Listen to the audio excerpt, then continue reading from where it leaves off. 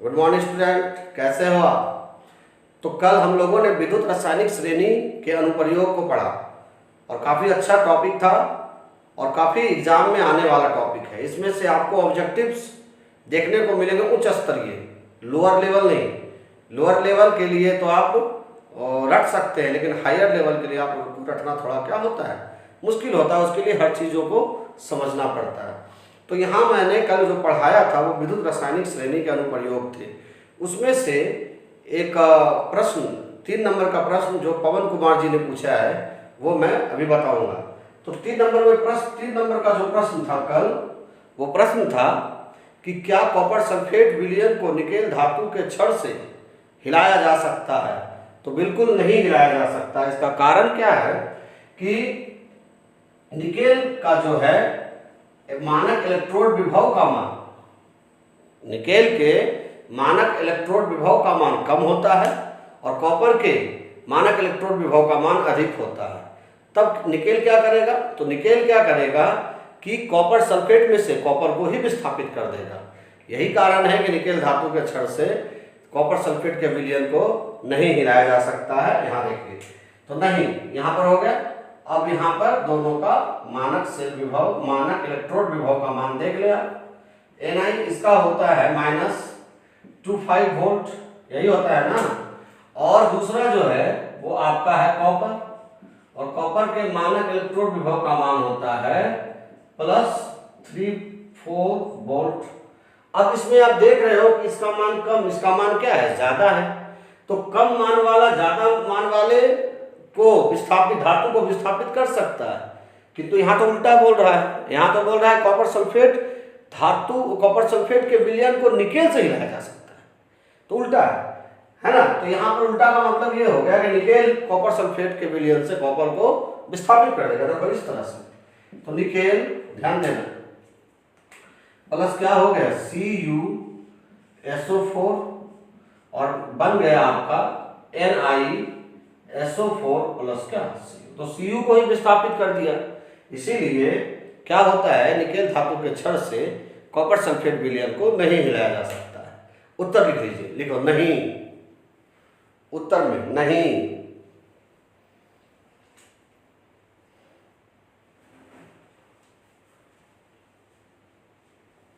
Copper sulphate विलयन को, copper sulphate विलयन को निकेल धातु के छड़ से, निकेल धातु के छड़ से हिलाया नहीं जा सकता है, हिलाया नहीं जा सकता है।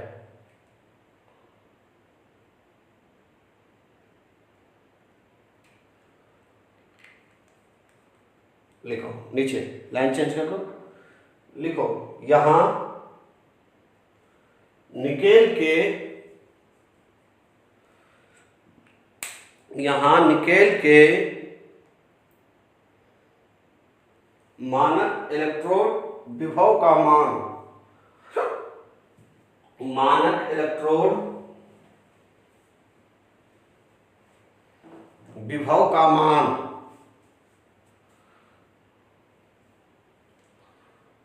कॉपर से कम होता है, कॉपर से कम होता है। ये लिख लीजिएगा पहले, ये दोनों लिख लीजिए।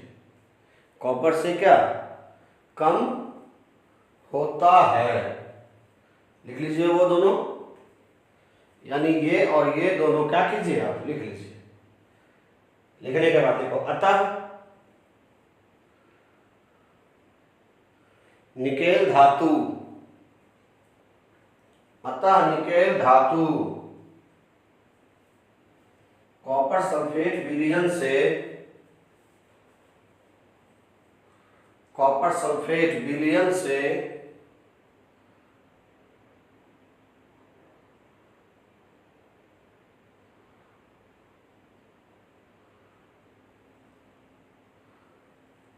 कॉपर को,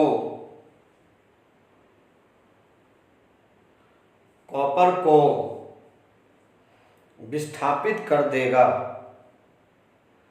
विस्थापित कर देगा, ये लिख लीजिए, जल्दी से लिखिए। चलिए मिटा देते हैं। अब जो नेक्स्ट टॉपिक है, अब वो हम लोग कल पढ़ेंगे नष्ट समीकरण। बहुत भी आई है, उसके लिए जो है फसल तैयार कर रहे हैं अभी। तो ये है टॉपिक, ध्यान दीजिएगा। ये टॉपिक है गिब्स ऊर्जा, गिब्स ऊर्जा एवं सेल विभव, सेल विभव में संबंध, सेल विभव में संबंध, relation between Gibbs energy, heading कर लीजिए, गिब्स एनर्जी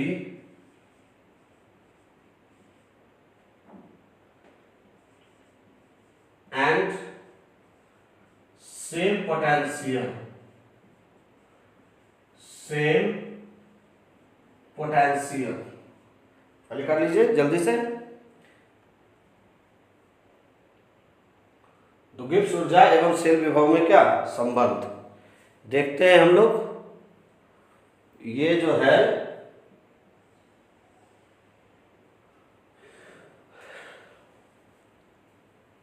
चलो, तो गिब्स ऊर्जा एवं सेल विभव में क्या हो गया संबंध। तो सबसे पहले हम जाने कि गिब्स ऊर्जा क्या है। याद है आपको, गिब्स ऊर्जा पढ़े हुए हो कभी, है किसी को याद? तो गिब्स ऊर्जा किसे कहते हैं, याद है किसी को? आपने थर्मोडायनामिक्स चैप्टर 11 में पढ़ा था गिब्स ऊर्जा के बारे में। तो गिब्स ऊर्जा किसे कहते हैं? तो ऊर्जा की वह मात्रा जो कार्य करने के लिए उपलब्ध रहती है उसे गिब्स ऊर्जा कहते हैं। फिर से एक बार सुन लेते हैं कि ऊर्जा की वह मात्रा जो कार्य करने के लिए उपलब्ध रहती है उसे गिब्स ऊर्जा कहते हैं। फिर से बोलूं मैं, क्या बोला मैंने? कि ऊर्जा की वह मात्रा जो कार्य करने के लिए उपलब्ध रहती है उसे गिब्स ऊर्जा कहते हैं, है ना। गिब्स वैज्ञानिक का नाम है, ऐसा मत समझ लेना कि एक साउथ अफ्रीका का क्रिकेटर था जिसका नाम था हर्सल गिब्स, वही गिब्स है। बिल्कुल वो गिब्स नहीं है, वो गिब्स नहीं है, ये दूसरा गिब्स है ना।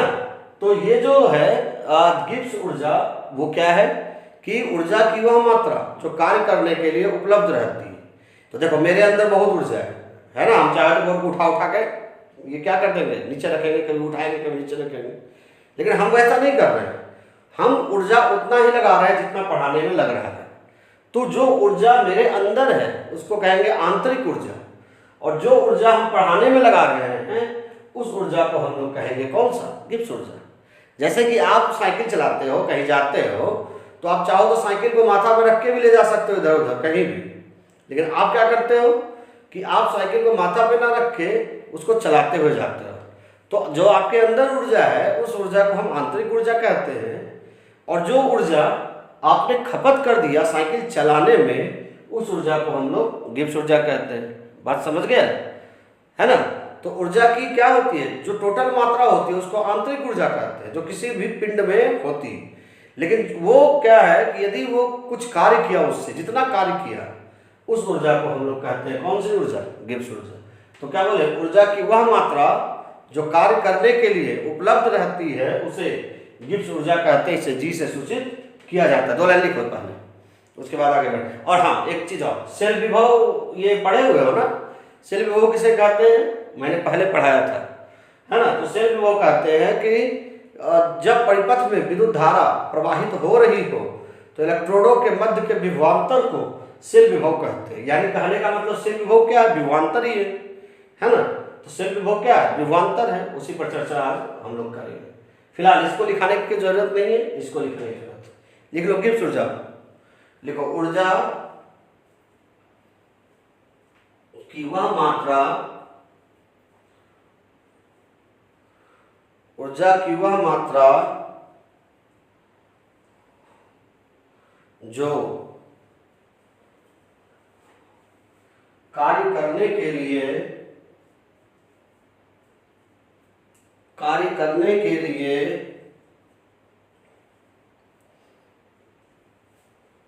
उपलब्ध रहती है,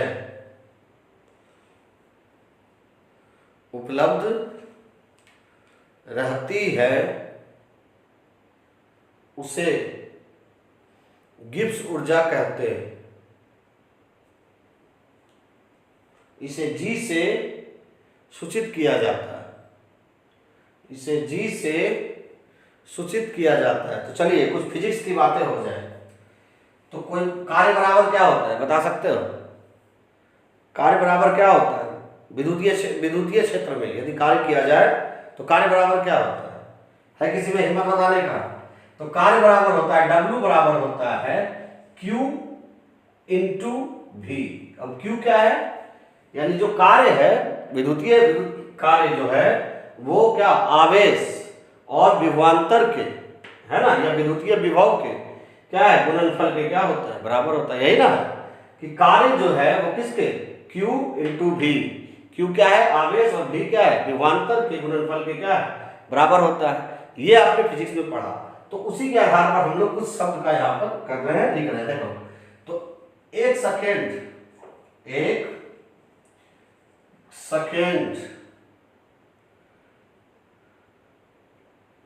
विद्युतीय, ये मिटा देता हूं मैं अभी फिलहाल। उसके बाद एक सेकेंड में किया गया विद्युतीय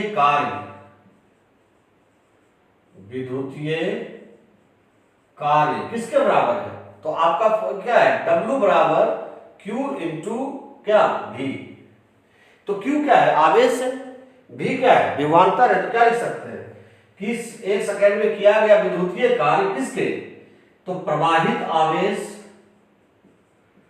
प्रवाहित क्या आवेश तथा विभवांतर, तथा किसके विद्युतीय विभव लिख सकते हैं विभवांतर के क्या गुणनफल के बराबर होता है। गुणनफल के क्या बराबर होता है। यहां तक तो ठीक है। क्या कह रहा है कि एक सेकेंड में किया गया जो विद्युतीय कार्य किया जाएगा वो आवेश और विभवांतर के गुणनफल के क्या होगा बराबर होगा। तो इसका मतलब क्या हो गया ध्यान दें यहाँ पर। तो इसका मतलब हुआ, मैं दो पार्ट में करके लिखूंगा। तो ये जो है इसमें देखिए इसका मतलब क्या हुआ कि विद्युतीय कार्य, ध्यान देना है घबराना नहीं, विद्युतीय कार्य, तो विद्युतीय कार्य बराबर क्या हो गया बराबर हो गया प्रवाहित आवेश, प्रवाहित क्या आवेश गुणा क्या विभवांतर। और विभवांतर के जगह हम शेल विभव नहीं लिख सकते हैं। पूछो सर आप शेल विभव कैसे लिख सकते हैं विभवांतर के जगह? तो शेल विभव क्या है विभवांतर ही है ना, कि इलेक्ट्रोडों के मध्य के विभवांतर को शेल विभव कहते हैं। यही पढ़े थे ना हम लोग कि इलेक्ट्रोडों के मध्य के विभवांतर को हम लोग शेल विभव कहते हैं। कब? जब परिपथ में विद्युत धारा क्या हो रही हो प्रवाहित हो रही हो। याद तो होगा नहीं आपको, कोई बात नहीं है ना। तो चलिए विद्युतीय कार्य बराबर हो गया प्रवाहित आवेश गुणा शेल विभव, गुणा क्या हो गया शेल विभव। देखो भाई ये शेल विभव लिखा हुआ है, ध्यान से देखना। तो विद्युतीय कार्य को हम क्या मान लेते हैं W, ध्यान दें। तो W बराबर क्या हुआ आवेश, आवेश को Q मानते हैं है ना, और गुणा आप ये क्या है शेल विभव को क्या मानते हैं ठीक। तो W बराबर क्या हो गया Q इंटू V। अरे यही तो मैंने लिखा था अभी, W बराबर Q इंटू क्या हो गया V। अब देखो जरा Q क्या है, Q आवेश है। तो आवेश क्या चीज के बराबर होता है याद है? तो आवेश बराबर होता है, ध्यान दें ऐसे, आवेश बराबर होता है इलेक्ट्रॉन की संख्या, इलेक्ट्रॉन की संख्या गुणा क्या फैराडे, है ना फैराडे, यही ना होता है। तो ये देखो इलेक्ट्रॉन की संख्या गुना क्या हो गया फैराडे। यानी आवेश यदि Q है तो इलेक्ट्रॉन की संख्या को हम N मान लें और फैराडे क्या है पहले फैराडे का ये जानना। तो फैराडे आप लोग पढ़े भी होंगे, फिजिक्स में सब पढ़ाए भी होंगे कि एक फैराडे जो होता है वो कितना 96,487 कूलम प्रति मोल के क्या होता है बराबर होता है। या फिर आजकल लमसम इसको लिखा जाता है मतलब लगभग मिलाकर 96,000 500 कूलम प्रति क्या मोल। तो ये जो आप देख रहे हो ये आपका फैराडे। फैराडे में ये जो दोनों मैंने लिखा है वो प्रूव भी करूंगा। एक्चुअल मान होता है फैराडे का 96,487, है ना, लेकिन इसको गुना करने के में मुश्किल हो जाता है, तो गुना करने के लिए ये जो हिसाब है इससे बनता है, इससे कम ही बनता है, एक आध हिसाब बनता है, लेकिन लगभग जो हिसाब है इससे बनता है। तो एन क्यू बराबर क्या हो गया, एनएफ समझे कि आवेश बराबर क्या होता है, इलेक्ट्रॉन की संख्या गुना फैराडे। अरे आवेश बराबर होता है ना एन ही, होता है कि नहीं होता है। तो आवेश बराबर जब एन ही होता है तो एन क्या है, एन इलेक्ट्रॉन की संख्या, ई क्या है, इलेक्ट्रॉन है, तो इलेक्ट्रॉन का आवेश कितना होता है 1.6022 × 10⁻⁻19 होता है ना। और ये क्या है, ये जो होता है वो 1 मोल होता है। तो ये जो है 1 मोल है। अब 1 मोल को कितना का बराबर, आवेश कितने आवेश के बराबर होता है, 1 फैराडे के। 1 मोल आवेश जो होता है वो कितने के, 1 फैराडे के बराबर होता है। इसीलिए जो इलेक्ट्रॉन के आवेश है उसके जगह हम लोगों ने क्या लिख दिया, फैराडे। ऐसे में पढ़े भी हो गए आप लोग, ऐसा नहीं पढ़े होंगे। तो क्या हो गया, Q बराबर NF, यानी आवेश बराबर क्या होता है, इलेक्ट्रॉन की संख्या गुना फैराडे। फिर सुनेगा क्या है कि विद्युतीय कार्य जो होता है वो क्या, प्रवाहित आवेश एवं विभवांतर के गुणनफल के क्या होता है, बराबर होता है। अब ये जो है विद्युतीय कार्य बराबर क्या होगा, विद्युतीय आवेश गुना शेल विभव। तो W बराबर क्या हो गया, Q × V। V क्या है, विभवांतर या शेल विभव। यहाँ पर V के जगह हम लोग लिख सकते हैं ई शेल। बोलो सर ई शेल कैसे लिखे, तो विभवांतर जो है उसको भी लिखते हैं, लेकिन यहाँ शेल विभव है ना, तो शेल विभव को किससे सूचित करते हैं हम लोग, ई शेल से करते हैं ना। तो Q गुना क्या हो गया, ई शेल। कोई दिक्कत तो नहीं होना चाहिए। चलिए, या ई शेल को जगह आप खाली ई भी लिख सकते हैं, उसमें भी कोई प्रॉब्लम नहीं है। तो Q बराबर क्या हो गया, NF। इसको हम समीकरण क्या कर लेते हैं, 1। अब हम लोग क्या करते हैं कि समीकरण 1 में Q का मान, Q है ना, Q का मान क्या करने पर, रखने पर। तो समीकरण 1 है, इसमें हम लोगों ने क्या किया, Q का मान रखा, 1 है, Q का मान रखा। Q का मान कितना है, NF। तो क्या हो गया W बराबर, तो W बराबर क्या हुआ बताइए। तो Q के जगह हम लोग क्या लिख सकते हैं, NF। तो हो गया NFeC।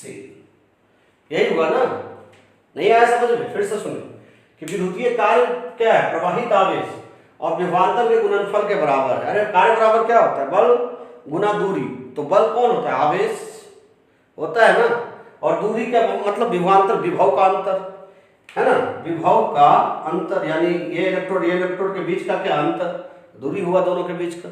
आवेश तो बल ही होता है, जितना आवेश रहेगा उतना क्या होता है, आपका विद्युत धारा उतनी तेजी से प्रवाहित होती है। तो ये क्या है कि विद्युतीय कार्य बराबर क्या होता है, प्रवाहित आवेश गुना शेल विभव। तो W बराबर क्या होगा, Q × ई शेल। ई शेल कहाँ से है, शेल विभव। अब आवेश बराबर क्या होता है, इलेक्ट्रॉन की संख्या गुना फैराडे। तो Q बराबर क्या होगा, NF। अब N क्या है, N है इलेक्ट्रॉन की संख्या, F क्या है, फैराडे। 1 फैराडे बराबर कितना होता है, 96,487 कूलम प्रति मोल, या फिर सुविधा के लिए हम लोग 96,500 कूलम प्रति मोल का उपयोग करते हैं। अब समीकरण 1 जो है ये है 1 में किसका, Q का मान रख दिए। तो Q के जो हटा के हम क्या लिख देते हैं, NF। तो W बराबर क्या हो गया, NFe, है ना। कॉपी कर सकते हो, कर लो यहाँ, तो फिर आगे थोड़ा सा बढ़े, उसके बाद लास्ट ही करके छोड़ेंगे।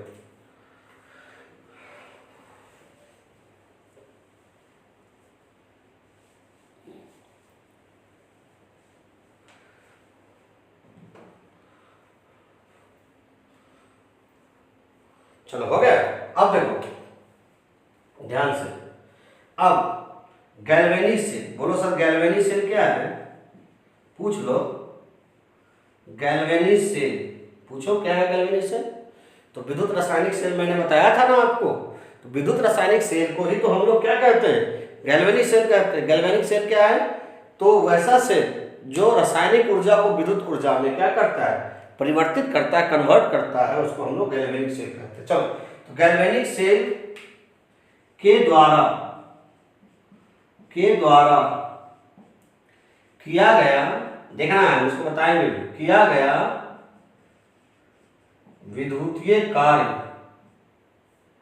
विद्युतीय कार्य किसके, गिब्स ऊर्जा में गिब्स ऊर्जा में कमी के, गिब्स ऊर्जा में कमी के बराबर होता है। गिब्स ऊर्जा में कमी यानी कि कहने का मतलब इसका क्या हुआ, समझ रहे हो कि कार्य जब किया जाएगा तो ऊर्जा में कमी होगी। तो ये कौन सा बहुत महान बात हुआ, ये तो है ही। कार्य करेंगे तो ऊर्जा तो कम होगी ही ना। हम आपके लिए पढ़ा रहे हैं तो ऊर्जा तो मेरी खत्म हो रही है ना। आप पढ़ रहे हो तो ऊर्जा तो खत्म हो रही है ना। कोई मजदूर यदि खेत में काम करना शुरू करे और काम करते के साथ जब दोपहर होगा तो जितना वो काम करेगा उतनी ही उसकी ऊर्जा कम हो जाएगी। इसलिए तो बहुत मजदूर खाली खैनी बनाते रह जाता है कि कहता है भैया हमसे उतना ऊर्जा खपत नहीं होगा, तो कार्य भी उससे कम होता है। तो कार्य यदि करोगे तो ऊर्जा तो खत्म होगा ही ना भाई। देखो मैं एग्जांपल से आपको समझाता हूँ कि एक है मान लो सेल, और सेल की ऊर्जा है 100 जूल, 100 जूल है ना। तो ऊर्जा ये जो है वो 100 जूल है। अब इसने कार्य किया, सेल है तो कार्य किया यानी धारा प्रवाहित हुआ। अब इसने कर लिया 10 जूल का कार्य किया, तो 10 जूल का कार्य किया। तो अब ये जो सेल है, ये सेल में अब कितना जूल ऊर्जा बचा, तो ये बच गया 90 जूल बचा ना। फिर उसने क्या किया, 20 जूल का कार्य किया, कार्य करते जा रहा है। तो जब कार्य किया तो वो जो सेल है उसमें कितना ऊर्जा बचा, तो 90 में से 20 घट गया, कितना बचा 70 जूल। फिर उसने 50 जूल का कार्य किया, 50 जूल का। तो 50 जूल का जब कार्य किया तो जो सेल है उसमें से कितना ऊर्जा बचा, उसका 70 में से 50 घट गया, 20 जूल बचा, है ना। तो अब तो धीरे धीरे ऊर्जा घट रहा है, तो कुछ ऊर्जा तो उसमें रहेगी ना, कुछ तो रहेगी, है ना। तो क्या देख रहे हो कि जैसे जैसे ये कार्य हो रहा है, ये कार्य हो रहा है, उसी तरह से धीरे धीरे ये ऊर्जा क्या हो रहा है, घट रहा है। बात समझ में आई कि जैसे जैसे काम हो रहा है वैसे वैसे ऊर्जा में धीरे धीरे घटोतरी हो रही है, कमी हो रही है। बात समझ है कि कार्य करेंगे तो ऊर्जा तो कम होगी ही होगी, इसमें तो कोई बहुत दो राय की बात है नहीं, है ना। आप यदि बाजार जाते हो तो कार्य करते हो तो ऊर्जा तो उसमें खपत होती है ना। यहाँ तक कि आप क्रिकेट भी खेलते हो तो कार्य करते हो, तो जब क्रिकेट खेलते हो तो ऊर्जा तो खत्म होती है ना भाई। चलो, तो यही कह रहा है ना, गैल्वेनिक सेल के द्वारा, यानी जो सेल है उसके द्वारा जो किया गया विद्युतीय कार्य है, ये जो कार्य है वो किसके, गिब्स ऊर्जा में कमी के, इसके ऊर्जा के कमी के क्या है, बराबर है। सिंपल तो बात है, कार्य हो रहा है ऊर्जा घट रहा है, कार्य होता जाएगा ऊर्जा घटते जाएगा, जितना कार्य होगा उतना ऊर्जा घटेगा। आपके घर में भी देखो इन्वर्टर वाला बैटरी है ना, सीधी बात कर रहे हो ना, गैल्वेनिक सेल। तो उस बैटरी में क्या है, लाइन कटता है। अब वो कार्य करना शुरू किया, तो जैसे ही कार्य करना शुरू किया बैटरी की ऊर्जा धीरे धीरे क्या हो जाती है, घट जाती है। वही तो कह रहा है कि गैल्वेनिक सेल के द्वारा किया गया विद्युतीय कार्य, यानी जो सेल है, बैटरी है, वो जितना कार्य कर रहा है उतना ही उसकी ऊर्जा में क्या हो रही है, कमी हो रही है। सिंपल सी बात है। तो क्या हो गया, मैं क्या लिखूं इधर, तो विद्युतीय क्या कार्य बराबर क्या, गिब्स ऊर्जा में क्या कमी। बात जा रही, भेजे में जा रही है बात। क्या कह रहा है कि कार्य जितना हुआ उस गिब्स ऊर्जा में उतनी ही कमी होगी। तो विद्युतीय कार्य बराबर क्या हो गया, गिब्स ऊर्जा में कमी। और विद्युतीय कार्य को किससे सूचित किए हुए हैं हम लोग सूचित किए हुए W से। तो W बराबर गिब्स ऊर्जा में कमी। तो गिब्स ऊर्जा में जो कमी है वो किसके बराबर होगा, तो गिब्स ऊर्जा को किससे सूचित करते हैं, G से, है ना, और कमी को माइनस से। लेकिन कमी का मतलब ऊर्जा में परिवर्तन हुआ ना, ऊर्जा 100 जूल से 20 जूल आ गया ना, तो परिवर्तन तो हुआ ना। तो जब परिवर्तन हुआ तो सिंबल भी तो देंगे ना भाई। क्या ये डेल जो है, डेल क्या दिखाता है, परिवर्तन। यानी कि ऊर्जा में परिवर्तन हुआ कब, जब कार्य किया गया। और ऊर्जा में परिवर्तन हुआ का मतलब वृद्धि भी और कमी भी हो सकती है। लेकिन यहाँ पर कह रहा है कि नहीं भाई, वृद्धि नहीं हुई, क्या हुई, कमी हुई। क्या हुई, कमी हुई, माइनस। तो W बराबर क्या हुआ, माइनस डेल्टा G। बात समझ में आई कि विद्युतीय कार्य जो है वो गिब्स ऊर्जा में कमी के बराबर होता है। तो गिब्स ऊर्जा हो गया डेल्टा G और कमी हो गया माइनस। तो W बराबर क्या हो गया माइनस डेल्टा जी। इसके नीचे दिखाई दे रहा है, हाँ अभी दिखाई दे रहा है। तो अब क्या है, ध्यान देना है बच्चा। तो अब क्या है कि हम लोग चलो इसी साइड चलते हैं, मिटा देते हैं इसको। अब अंत में ही आपको रुकना है, बीच में नहीं रुकना, ज्यादा लंबा है नहीं। अब क्या है भाई मेरे कि यहाँ पे W बराबर क्या हो गया माइनस डेल्टा जी, और यहाँ देखो W बराबर क्या है NF है कि नहीं। तो ये जो है W की जगह हम डेल्टा जी नहीं लिख सकते माइनस डेल्टा जी, हाँ या नहीं, नहीं समझे बात को। यहाँ देखो क्या है, पहले इधर देख लो, W बराबर क्या है NF से, W बराबर क्या है माइनस डेल्टा जी। तो दोनों किसके बराबर है, W है ना, दोनों का RHS बराबर, दाहिना साइड क्या है दोनों का बराबर है, तो बायां साइड भी दोनों क्या होगा बराबर ही होगा ना।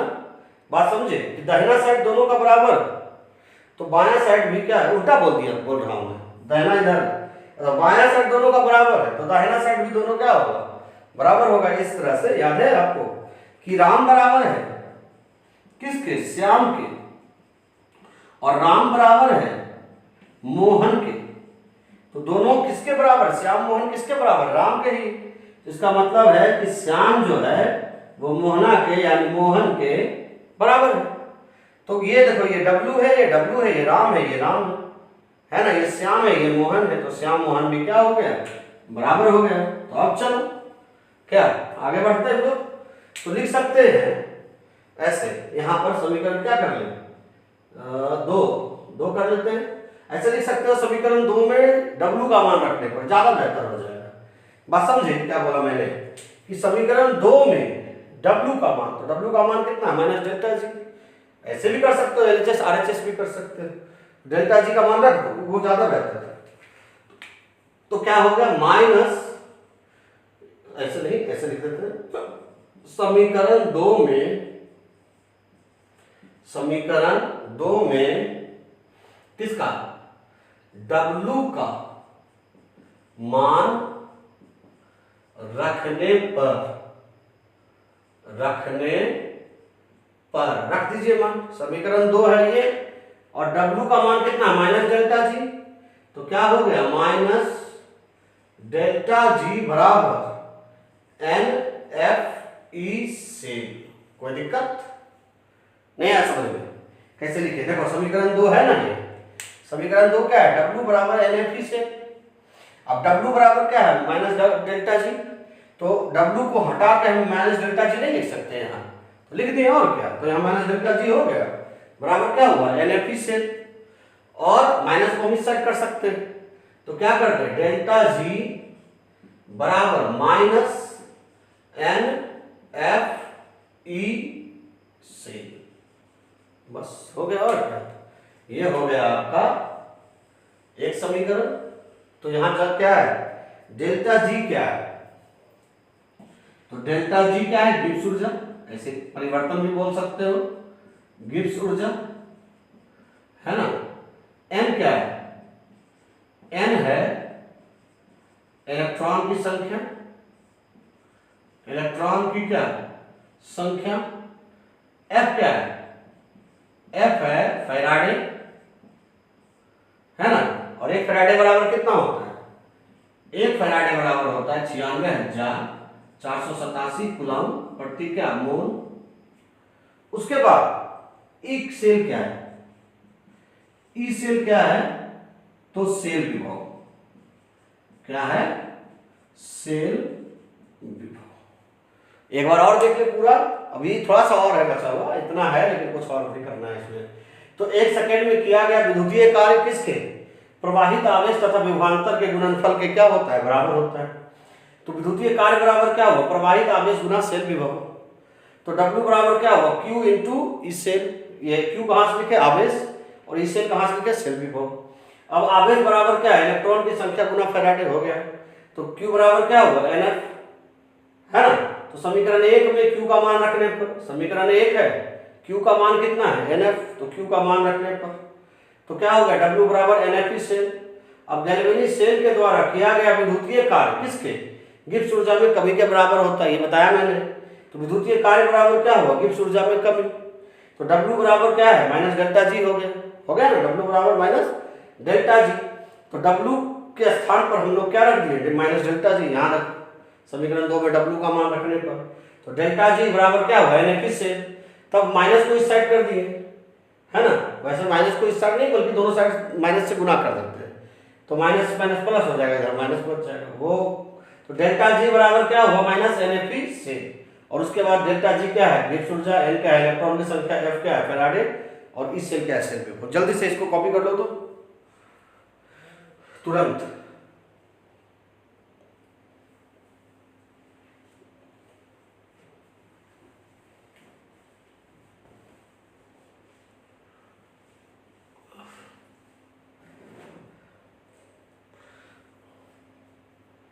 हो गया।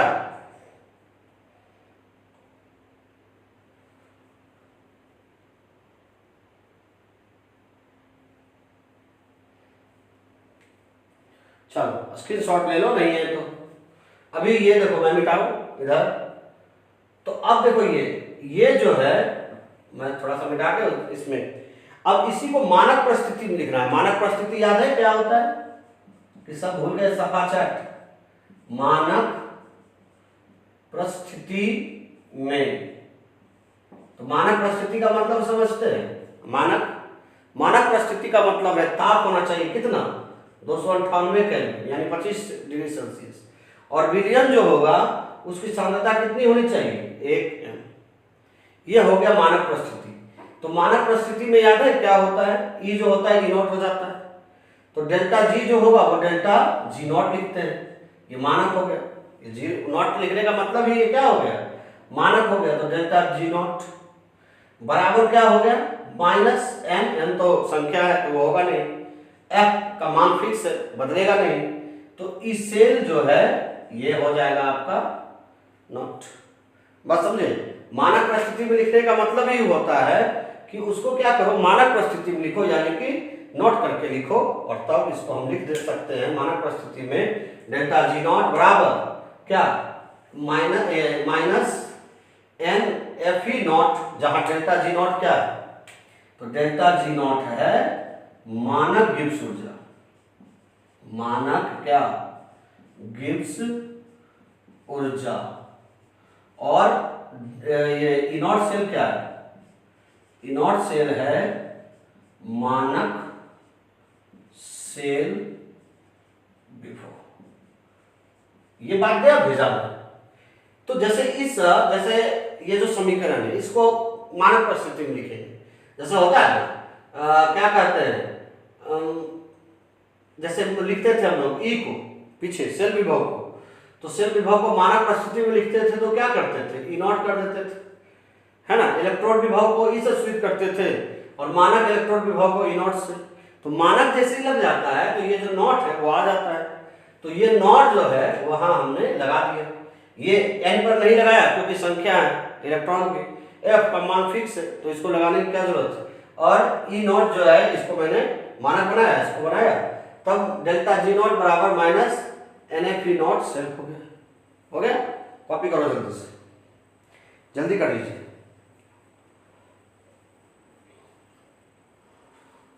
ये दोनों समीकरण कल नेक्स्ट समीकरण में प्रूफ करूंगा, उसमें ये दोनों काम आने वाला है, इसलिए ध्यान से कॉपी कर लीजिए। ऐसे तो यही समाप्त हो गया, लेकिन थोड़ा सा और देख लीजिए हल्का फुल्का, उसके बाद हम लोग पढ़ेंगे। यहां देखो संबंध दोनों में ये तो हो गया, लेकिन अब आगे देखो कि क्या क्या होना बाकी है। तो आप इसको क्या करो, ये ऑब्जेक्टिव के लिए, अब जो मैं बताऊंगा वो ऑब्जेक्टिव के लिए होगा, तो अनुप्रयोग लिख सकते हो, अनुप्रयोग है कि नहीं, एप्लीकेशन, एप्लीकेशन। तो देखो यहां ध्यान दीजिए, नंबर 1 3 एप्लीकेशन होगा इसमें, कि यदि E0 सेल का मान क्या हो, धनात्मक हो, धनात्मक हो। याद है मैंने बताया था कि यदि E0 सेल का मान धनात्मक होता है तो अभिक्रिया स्वतः होती है और अभिक्रिया संभव होती, दोनों बताया था मैंने। कब? जब ई नॉट सेल का मान धनात्मक हो। तो जरा उसमें रखो ना, फॉर्मूला में रखो, देखो क्या होता है कि ई नॉट क्या, ई नॉट ये बराबर माइनस क्या हो गया, एन एफ ई नॉट, यही है ना। तो यदि इसका मान धनात्मक हो तो डेल्टा जी का मान क्या होगा, ऋणात्मक होगा। नहीं समझे बात? यदि ये धनात्मक है, ये प्लस है, तो इसका मान ये माइनस है, यानी कि यदि डेल्टा जी, यदि डेल्टा ई सेल जो है, ई नॉट सेल धनात्मक है, तो डेल्टा जी का मान क्या होने वाला है, डेल्टा जी का मान ऋणात्मक होगा। अतः ध्यान लिख सकते हो, अतः डेल्टा जी नॉट ऋणात्मक होगा। ऐसे मैं सिंबल बनाता हूं, या फिर लिख सकता हूं ऋणात्मक क्या होगा। और जब ऋणात्मक होगा, यानी कि जब ये धनात्मक होगा तो ये ऋणात्मक होगा। E cell, E naught cell जब धनात्मक होगा तो क्या है, ये जो है डेल्टा जी नॉट क्या होगा, ऋणात्मक होगा। ध्यान दीजिएगा बच्चा, है ना, ऑब्जेक्टिव में पूछता है कि ई नॉट सेल का मान धनात्मक है तो गिब्स ऊर्जा पर क्या प्रभाव पड़ता है, वो क्या बन जाता है, ऋणात्मक। कैसे? तो ये जो है मान लो तो फिक्स है, इसको कांस्टेंट कर सकते हैं। तो यदि ये धनात्मक है तो डेल्टा जी नॉट बराबर क्या है, माइनस ही है ना, तो ये ऋणात्मक है। अब देखो दूसरा, तो इसका मतलब क्या है, इसका मतलब है अभिक्रिया स्वतः होती है। अभिक्रिया क्या होती है, स्वतः, यानी अपने आप, स्पॉन्टेनियस, है ना। यानी कि जैसे कि क्या करो कि ये बैटरी, तो बैटरी को जब बैटरी में इसे का मान धनात्मक होगा, है ना, सेल विभव का मान, मानक सेल विभव का मान धनात्मक होगा, तो बैटरी डिस्चार्ज होगी, यानी विद्युत धारा प्रवाहित करेगी, काम करना शुरू करेगी। अब देखो, तो अभिक्रिया वही कह रहा, स्वतः होती है। ध्यान दीजिएगा। दूसरा, अब दूसरा कंडीशन क्या है, ध्यान देना है कि यदि ई नॉट सेल जो है ऋणात्मक हो, अब क्या होगा, इजी है, आप तो समझ रहे होगे बात को, क्या है, ऋणात्मक हो तो क्या होगा, डेल्टा जी का मान क्या होगा, तो रखो ना डेल्टा जी, तो डेल्टा जी नॉट बराबर क्या हो गया, minus n F E naught. अब ई नॉट का मान क्या है, माइनस है, ई नॉट सेल का मान क्या है आपका, माइनस है, तो माइनस और माइनस क्या हो जाएगा, प्लस हो जाएगा ना। यदि ई नॉट सेल का मान माइनस है तो माइनस माइनस क्या हो जाएगा, प्लस। इसका मतलब ये हो गया डेल्टा जी नॉट बराबर क्या है, धनात्मक, है ना। डेल्टा जी नॉट बराबर क्या हो जाएगा, धनात्मक। यहां देखो, नहीं समझे बात कि मान लो ई नॉट सेल है, ये सब मैं फिर ये नियत करके चल रहा हूं मैं, ई नॉट सेल है, ऋणात्मक मान है, तो ऋणात्मक है तो माइनस और ये माइनस प्लस हुआ। तो यदि इस नॉट सेल का मान ऋणात्मक है तो डेल्टा जी नॉट का मान क्या है, प्लस है, यानी धनात्मक है। इसका मतलब ये हुआ कि अतः यहां लिख सकते हो डेल्टा जी नॉट क्या होता है, धनात्मक होगा, धनात्मक होगा। और अब जरा देखिए, तब अभिक्रिया स्वतः नहीं होगी, यानी होगी ही नहीं, अभिक्रिया स्वतः नहीं होगी, स्वतः नहीं होगी। ऑब्जेक्टिव में देगा, बहुत जब हाई क्वालिटी ऑब्जेक्टिव आएगा ना बच्चे, तो ये देगा कि क्या होगा जब डेल्टा जी का मान धनात्मक हो तो क्या होगा, यदि डेल्टा जी का मान ऋणात्मक हो तो क्या होगा।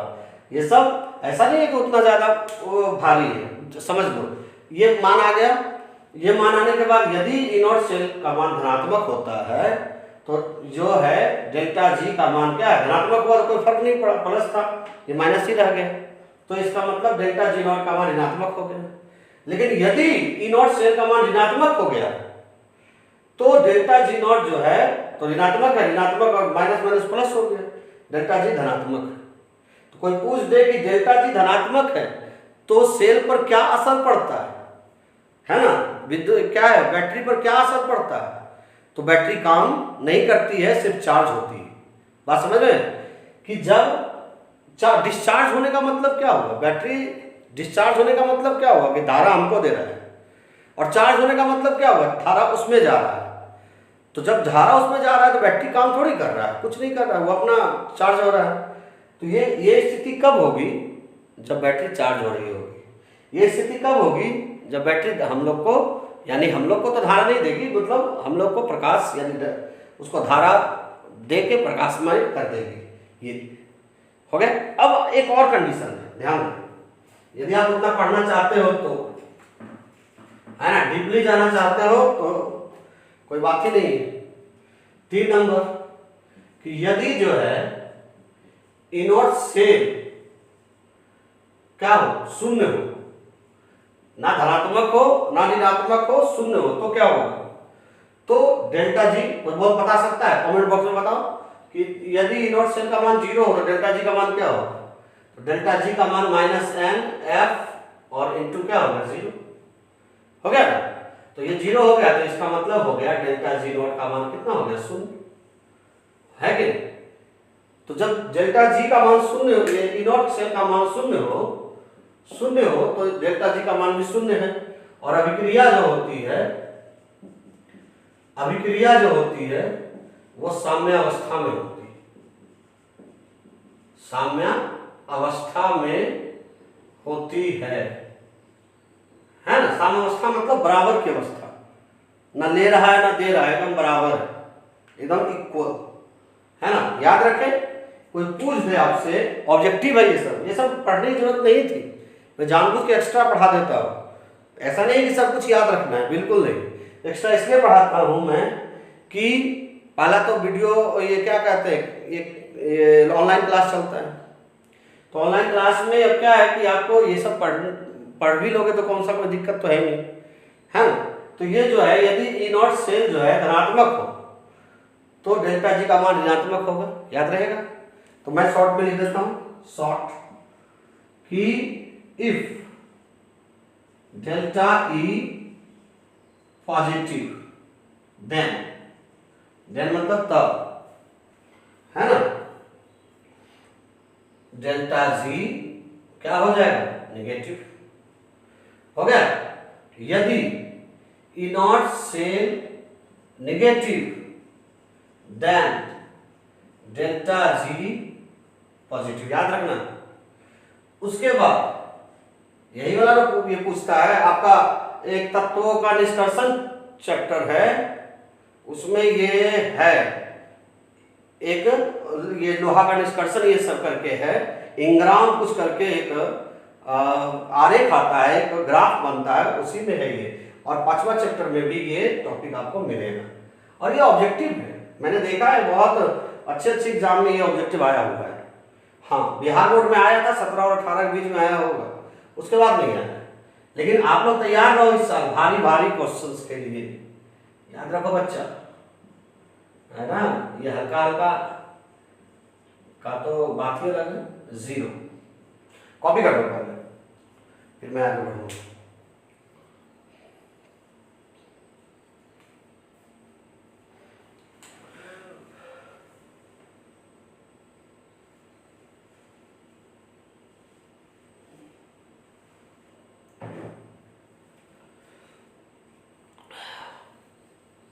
चलो हो गया।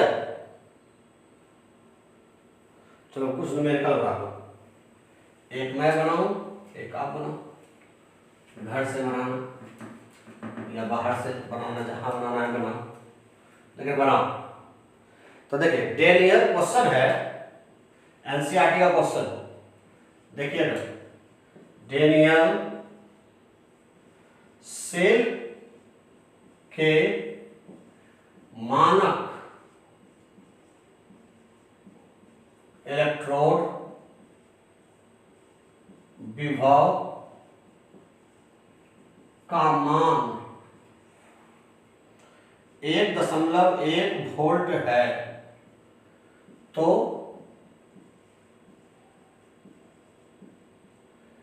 इसके लिए मानक गिब्स ऊर्जा का मान ज्ञात करें। इतना दे दिया। अभी पूरा क्वेश्चन कंप्लीट नहीं हुआ है बच्चा, उसके बाद Zn सॉलिड, सॉलिड मतलब ठोस, Cu प्लस प्लस एक्वस, फिर तीर का निशान, Zn plus plus aqueous plus Cu solid. अब आपको बोल रहा है, देखो क्या दिया हुआ, डेनियल सेल के मानक इलेक्ट्रोड विभव का मान 1.1 वोल्ट है, तो इसके लिए मानक गिब्स ऊर्जा का मान ज्ञात करें। एनसीईआरटी में ये हिसाब आपको देखने को मिलेगा। ये क्यों देता है ये भी आपको समझे यहाँ पर कि ये क्यों दिया, इसकी क्या जरूरत है। तो देखो, तो फॉर्मूला आपके पास क्या है, डेल्टा जी नॉट बराबर NF E नॉट, यही है ना सेल, है ना, NF E नॉट, या खाली NF E नॉट से भी काम चल सकता है, सेल लिखना जरूरी नहीं। अभी क्या है कि डेल्टा जी नॉट जो है यही निकालना है। एन का मान सोचो, एन का मान कितना है बता सकते हैं। देखो ये कितना लिखा हुआ है 2, तो अधिकतम जो आवेश का मान होगा वही आपका एन का मान होगा। बात समझ रहे कि एन का मान कौन होगा, जो आवेश का मान होगा। तो ये कितना है 2, यहाँ 1 रहता तो 1 होता, 3 रहता तो 3 होता, यहाँ 2 है तो एन का मान कितना होगा 2। एफ का मान तो एज यूजुअल जानते हैं 96,487 कूलम प्रति मोल। फिर ई नॉट का जो है वो मान दिया हुआ है कितना, आ गया भाई 1.1 वोल्ट। बस तीनों को गुना कर दो, आंसर आ गया। तो गुना करो और क्या, तो डेल्टा जी नॉट बराबर -2 गुना क्या 96,487 गुना 1.1 गुना कर दीजिए, गुना होगा ठीक है, तो बराबर 7 दूनी कितना हो गया 14 का 4, 7 दूनी 14, बाकी 14 बाकी 1, 8 दूनी 16, 17, 4 दूनी 8, 9, 6 दूनी 12, 1, 9 दूनी 18, 19 गुना 1.1। अब गुना कर लो, बस आंसर आ गया। जो भी आएगा वो आएगा आपका किस में, तो ऊर्जा है ना, जूल में आएगा, है ना। तो ये देखो, ये हो गया आपका 19, 29, 74 और 1.1, तो 4, 7, 9, 2, 9, 1, फिर इधर हो गया 4, 7, 9, 2, 9, 1, जोड़ दीजिए तो 4, 7, 4, 11 के एक बाकी, 7, 4, 11 के एक बाकी कितना, बाकी 1, 9, 7, 16, 16, 1, 17 के साथ बाकी 1, 9, 2, 11, 1, 12 के 2 बाकी 1, 9, 2, 11, 1, 12 के 2 बाकी 1, 9, 1, 10, 1, 11 बाकी 1 और 1, है ना। दशमलव यहाँ दे दो, आंसर आ गया 1,1,2,2,7,1.4 और क्या बचा इसमें, तो कूलम वोल्ट है ना, कूलम वोल्ट प्रति मोल। तो कूलम वोल्ट जो होता है जूल के बराबर होता है, जानते ही हैं हम लोग, तो 2271.4 जूल प्रति मोल। कैसे समझे, कूलम वोल्ट जो है वो क्या 1 जूल के क्या होता है, बराबर होता है ना। फिर से एक बार बता देते हैं, क्या लिखा है, डेनियल सेल के मानक इलेक्ट्रोड विभव का मान 1.1 वोल्ट है, तो इसके लिए मानक गिब्स ऊर्जा का मान ज्ञात करें। ये दे दिया जाएगा। तो डेल्टा जी बराबर क्या जानते हैं, -NF E नॉट, n बराबर कितना है 2, f बराबर इतना पहले से पता है, e बराबर इतना दिया हुआ है। अब डेल्टा जी गुना कर लिया, आंसर आ गया। जल्दी करो, एक हिसाब मैं दूंगा आपको बनाने।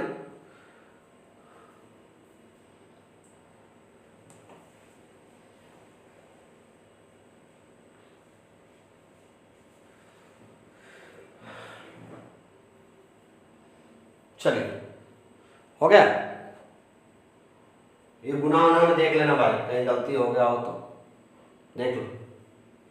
चलो आगे क्वेश्चन देख लो आगे।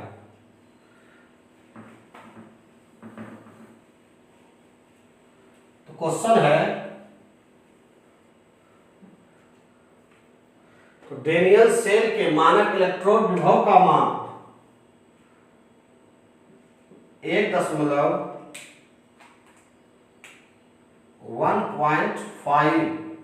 वोल्ट है। तो इसका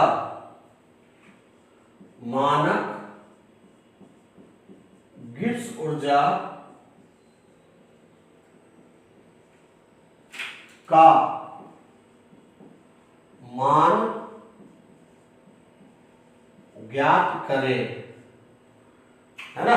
दिया हुआ है Cu solid plus 2Ag plus aqueous, और इधर हो गया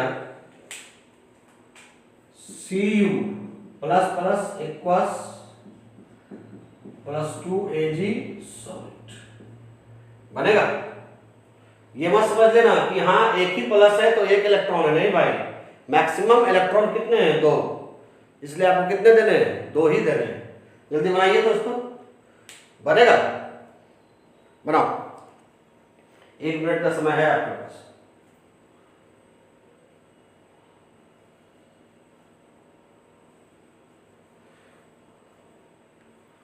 चलो लगता है हमें को बनाना पड़ेगा, तो चलो कोई बात नहीं। तो ये है फॉर्मूला, क्या है? डेल्टा जी नॉट बराबर NFE नॉट। अब क्या है कि डेल्टा जी नॉट जो है, यानी n का मान कितना दिया हुआ है? डेल्टा जी नॉट दिया हुआ है वाट, n का मान दिया हुआ है देखो 2। बोलो सर 2 कैसे? यहाँ तो एक ही है। अरे भाई मैक्सिमम 2 ही है ना, 2 से गुना होगा तो ये 2 ही हो जाएगा ना। चल f जो है उसका मान है 487 कूलाम प्रति मोल, और E नॉट जो है उसका मान है 1.5 वोल्ट। तो क्या हो गया? डेल्टा जी नॉट बराबर 2 माइनस 2 गुना 96,487 गुना 1.5 गुना कर दो, आंसर आ जाएगा, जो आएगा जूल में आंसर आएगा। चलिए हो गया, तो आगे अब हम लोग मिलेंगे कल। धन्यवाद।